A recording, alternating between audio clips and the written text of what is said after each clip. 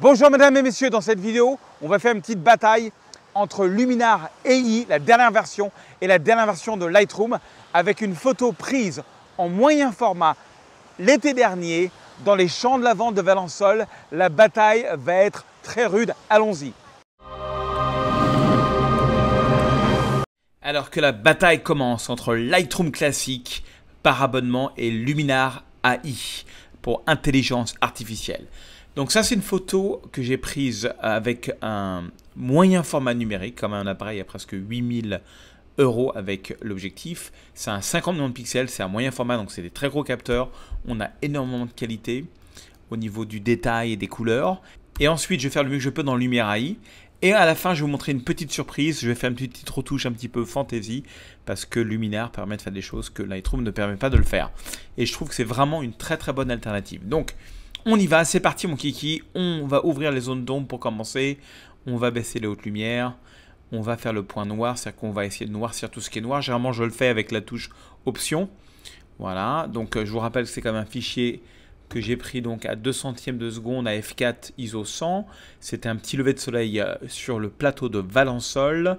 Voilà, et la résolution 8256 pixels par 6192. Donc c'est du 50 millions de pixels, c'est du très très sérieux, c'est du très très lourd. D'ailleurs, je viens de vendre cette photo en galerie. Et donc voilà, je rajoute un petit peu de contraste. Pour la balance des blancs, j'avais envie de rester sur quelque chose d'un peu plus chaud. Donc je vais mettre dans les 7000 ma température pour vraiment réchauffer la photo. Voilà, 7000 quelque chose. Et dans les 28-30, un petit peu voilà, la teinte pour que ce soit un petit peu plus magenta. Voilà, généralement ce que j'aime bien faire aussi, c'est peut-être rajouter un petit peu de texture pour faire ressortir vraiment les champs de lavande. Et par contre, j'aime bien prendre ma clarté et la mettre un petit peu négative comme ça. Voilà, voilà. Ensuite, je vais aller sur teinte, saturation et luminance. Je vais prendre les teintes qui sont ici. L'idée de teinte, c'est qu'on peut complètement on peut changer un petit peu les couleurs. Donc, si je prends les rouges, et regardez, si je vais tout à gauche, ça devient très rouge, très magenta. Si je vais à droite, ça va être très jaune. Alors, il faut savoir que là, on est la veille de la coupe des champs de lavande. Le lendemain, ils ont coupé, donc c'était vraiment, la fleur était au top du top. Donc, je vais la mettre un petit peu plus rouge comme ça, un petit peu plus orange comme ça. Voilà, c'est très léger quand même et peut-être un petit peu plus jaune. Ensuite, j'ai envie que le ciel soit un peu plus bleu et un peu plus... ouais, un petit peu plus bleu. Alors d'abord, on va recadrer la photo. Je vais faire un grand panorama de cette photo. Donc je vais faire un tirage en 2 par 1, c'est-à-dire 2 fois plus de longueur que de hauteur. Voilà. Et je vais mettre la règle des tiers. Donc 2 tiers de lavande, 1 tiers de ciel. Voilà, déjà j'aime beaucoup. J'aime beaucoup cette photo. Mais on va faire mieux pour le ciel. On va prendre un petit gradient comme ça. On va double-cliquer sur effet. On va faire un petit gradient comme ça, voilà. On va rajouter un petit peu de bleu. Et on va baisser un peu l'exposition pour fermer un petit peu la photo. Voilà. Alors, le soleil, il était là, mais je ne le vois pas trop. Le soleil, il a un petit peu disparu. Donc, je vais prendre un petit cercle comme ça. Et je vais... dans ce cercle-là, je vais quoi? Qu'est-ce que je vais faire? Je vais l'inverser. Et je vais rajouter un petit peu de jaune. Voilà. Et regardez tout de suite. C'est tout à fait sympathique. Ah oui, par contre, ce qui est important, c'est que le contour progressif soit maximum. Parce que comme ça se voit moins. Si je le mets comme ça se voit... Bah non, mais j'ai rien fait à la photo. Non, j'ai pas fait de retouche du tout. Voilà, et là, bam, ni vu ni connu. Je t'embrouille. Voilà. Et hop, un petit peu de contraste supplémentaire. Voilà. Avant, après. C'est pas mal, c'est pas mal. C'est peut-être un petit peu sombre. Voilà, ok. Alors, on va dans Luminar. Vous avez aussi un lien sous la vidéo qui vous permet d'obtenir un exemplaire gratuit digital de mon dernier livre, Les bases de la photographie. C'est près de 200 pages où je vous montre certains de mes meilleurs clichés depuis 15 ans. Je vous montre exactement comment j'ai pris les photos et il y a beaucoup de techniques de composition. Vous allez adorer, le lien est sous la vidéo. Alors, on va dans Luminar. Et alors là, donc, la méthode de travail est un petit peu différente. Donc, le logiciel est en français, mais il y a quelques mots qui n'ont pas été traduits comme enhance, qui veut dire améliorer. Donc, accent, ça va... Alors, accent AI, ça veut dire Artificial Intelligence, intelligence artificielle. Accent, ce que ça fait, c'est que ça donne du punch à la photo, ça ouvre les zones d'ombre et ça donne plus de saturation. Embellisseur de ciel, ça fait quoi? Ça embellit le ciel. Donc, c'est comme le petit gradient qu'on a fait tout à l'heure. Donc là, j'aime bien le mettre au maximum. On va tout de suite aller dans la composition. Pareil, on va faire du 2.1, comme ça, avec même chose. Voilà, 2 tiers de lavande pour 1 tiers de ciel. Et ensuite, on va attaquer la retouche elle-même. Donc, on va dans Lumière.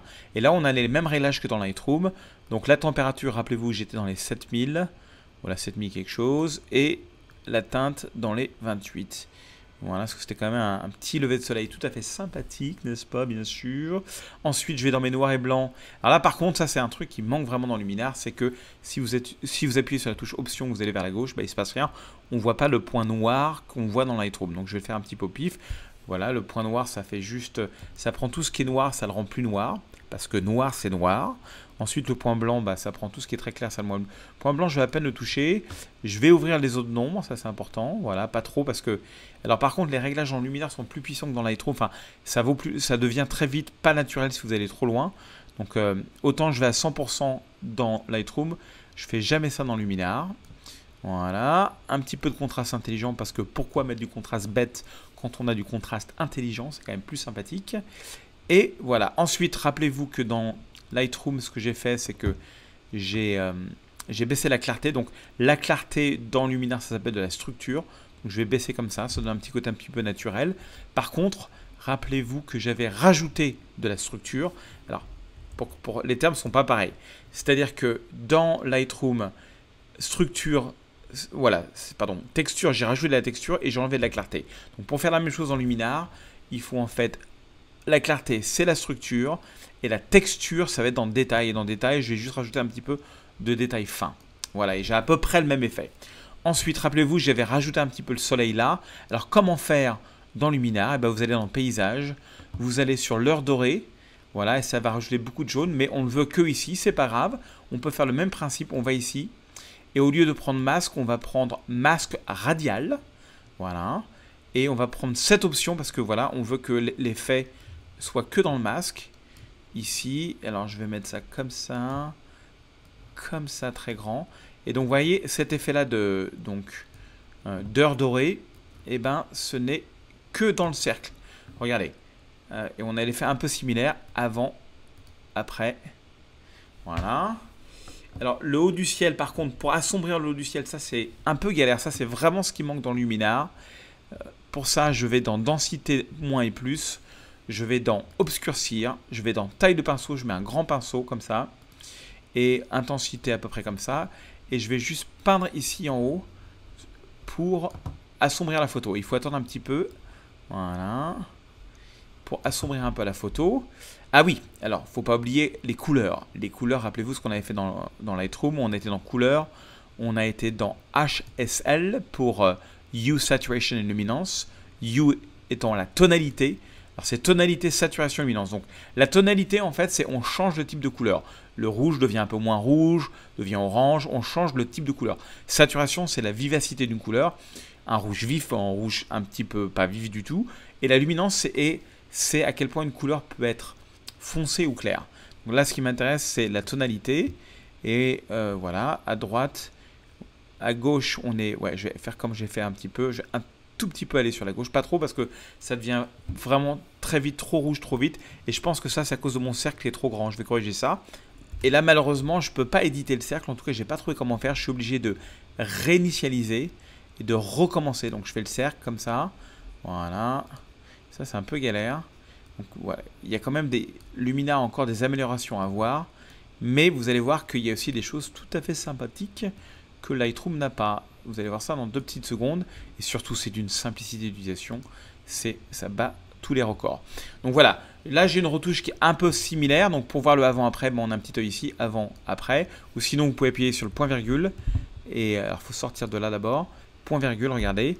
Et là, vous avez un petit fil, une petite barre comme ça, avant-après. Tout à fait sympathique, n'est-ce pas? Donc hop, j'enlève cette option. Alors maintenant, là on rentre dans la créativité. Attention, si vous n'aimez pas les retouches fantasy, arrêtez cette vidéo maintenant parce que ce que je vais vous montrer va vous brûler les yeux. Je préfère prévenir. C'est parti mon kiki. Je vais dans ciel. Tiens, si on changeait le ciel, choix de ciel. Allez, soyons fous. On va prendre Cloud Sunset, qui veut dire nuage sunset. Hop, on va prendre ce ciel-là. Ah oui, mais il n'est pas dans le bon sens. Il est trop sombre aussi, c'est pas grave. Alors, on va aller ici.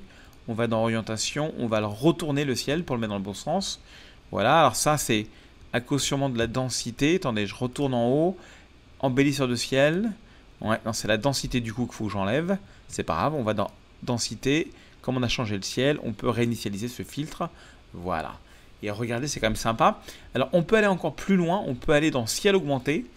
Et on peut rajouter des objets dans le ciel. Il y a plein d'objets qu'on peut rajouter. Comme par exemple birds, qui veut dire oiseaux. Je vais prendre des petits oiseaux comme ça. Que je vais placer l'objet. Voilà, je clique sur placer l'objet. Voilà, et je mets des petits oiseaux ici. Et c'est sympathique comme tout. Voilà, donc c'est quand même un peu la folie ce qu'on arrive à faire en 3 clics. Je trouve ça absolument démentiel. C'est quand même voilà, un fichier RAW assez costaud. Voilà, hop, je vous montre avant, après.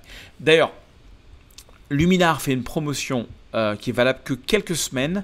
Si vous allez sur le lien qui est sous la vidéo et seulement sous ce lien, et c'est que valable pour la version française, vous pouvez économiser 20 €. Voilà, ça c'est une promotion qu'ils font. C'est vraiment un logiciel que je recommande pour les gens qui ne veulent pas payer d'abonnement de Lightroom et de Photoshop.